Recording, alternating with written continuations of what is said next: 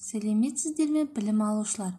Бүгін біз 2-ші сыныптың қазақ тілі пәнін өтетін боламыз. Тақырыбымыз сын есім.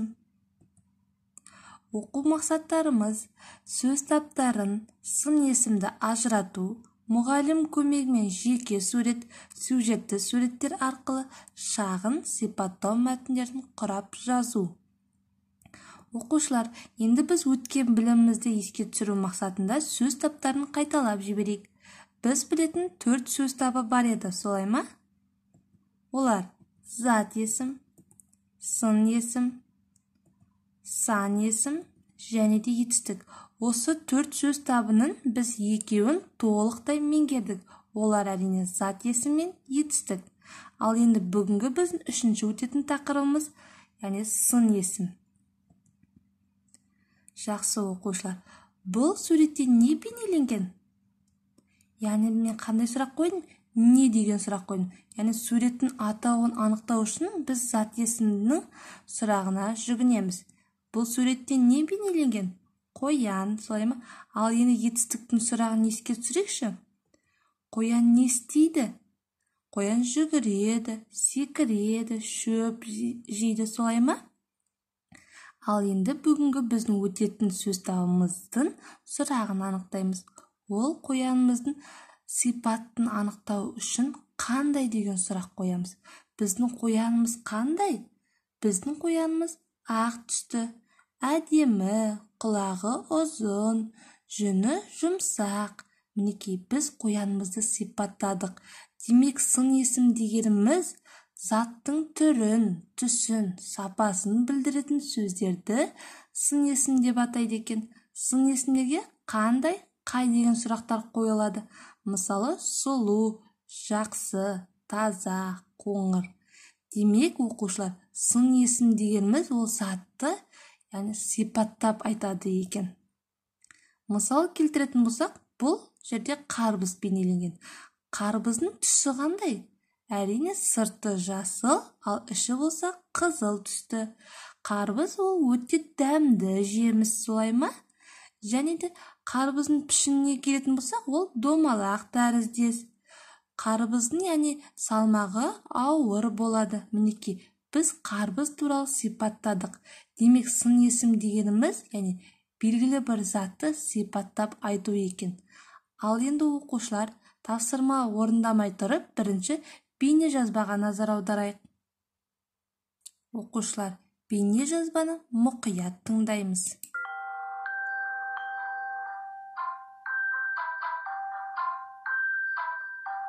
Мынау не? Бұл Томнан келген сыйлық. Оның ішінде не бар? Том саған тосын сый жасапты. Не екенін өзің тап. Мен саған көмектесейін. Ол кішкентай.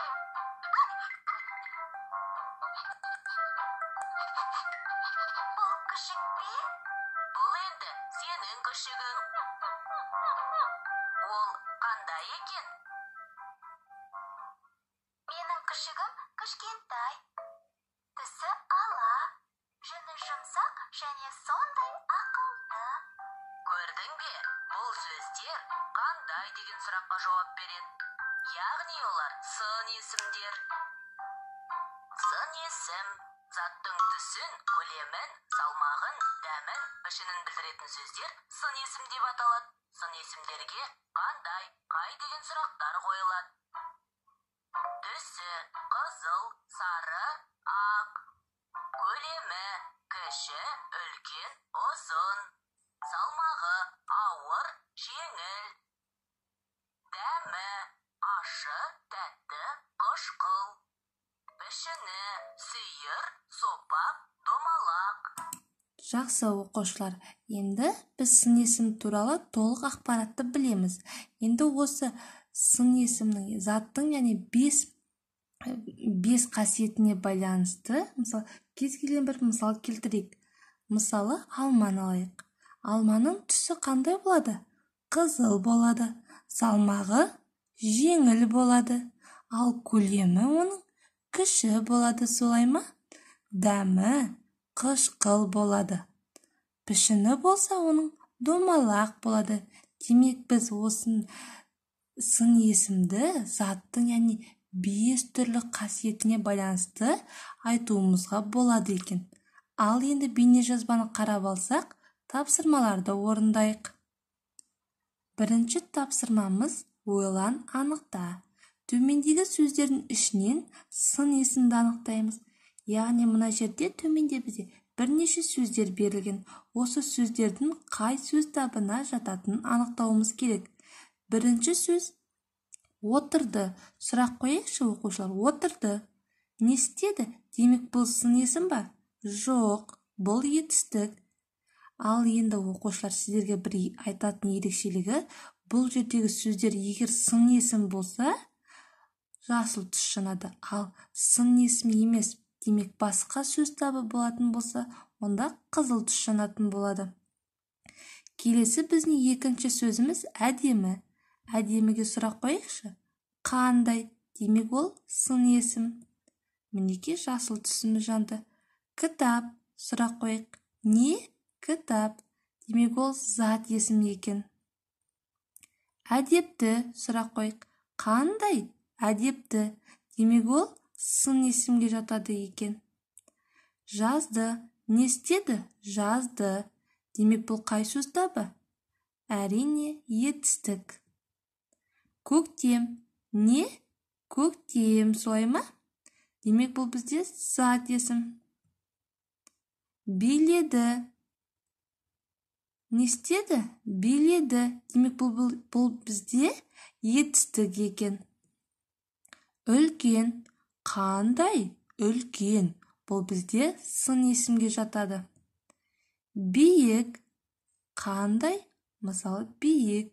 Бұл бізде сын есімге жатады. Ал соңғы сөзіміз бала. Кім? Бала. Бұл бізде демек зат есімге жатады. Жарайсыздар оқушылар, бірінші тапсырманы біз керемет орындадық. Келесі тапсырмаға назар аударайық. Мен қазір сіздерге мәтін оқып беремін. Сол мәтінді сіздер мұқият тыңдаңыздар. Себебі осы мәтін арқылы тапсырмалар болады. Екі тышқан. Бір күні екі аш тышқан дәмді ірімшік тауып алыпты. Бірақ ол ірімшікті үлкен мысық қадағалайды екен. Тышқандар қатты ойланып, бастарына бір жақсы ой келеді екен. Қара тышқан інінен шығып, мысықты мазақтайды. Сол кезде мысық ашуланады. Ол қара тышқанды кең бөлмеде қуа жөнеледі. Сол уақытта сұр тышқан ірімшікті алып кетеді. Қара тышқан сол кезде ініне жылдам жүгіріп оралады. Тышқандар рахаттанып ірімшік жейді. Мәтінді түсінсек, енді тапсырмаларды орындайық. Оқушылар, мәтін ішіндегі сын есімдерді тауып жазыңыздар. Ал енді тексерейік. Яғни бір күні екі аш. Яғни аш тышқан. Қандай тышқан? Аш. Дәмді ірімшік. Қандай ірімшік? Дәмді ірімшік. Үлкен. Қандай мысық? Үлкен мысық. Солай ма? Қара. Қандай тышқан? Қара тышқан. Яғни қара тышқан деп тағы да қайталанып тұр. Кең бөлме. Қандай бөлме? Кең бөлме. Қандай тышқан? Сұр тышқан. Қандай тышқан? Қара тышқан. Демек, қызылмен белгіленген сөздер ол бізде сын есімге жатады. Оқушылар, суретте не бейнеленген? Әрине, мысықтың суреті, солай ма? Ал енді осы мысықтың бізге тапсырмасы бар екен. Мінекей, бұл мәтіндегі мысық екен. Мәтіндегі мысық туралы сипаттау мәтінін құрастырып жазыңыздар. Демек, осы мәтінді еске түсіре отырып, мысықты сипаттап жазамыз.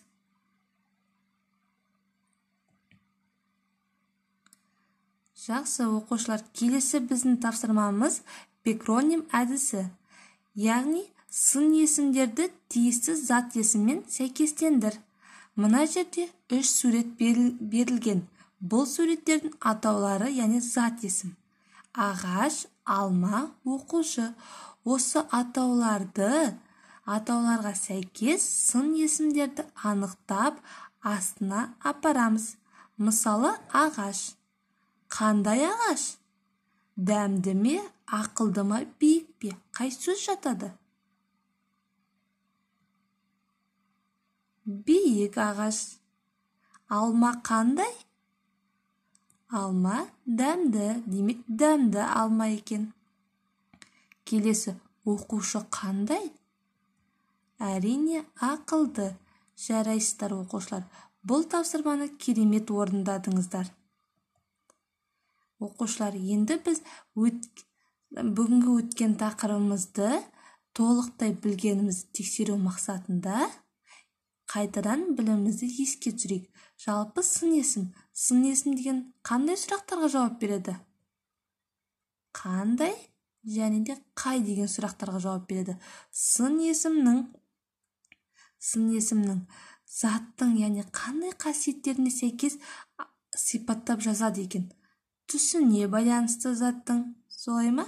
Салмағына байланысты, пішініне байланысты, көлеміне және де дәміне байланысты заттың мағынасын, яғни сипаттап жазады екен.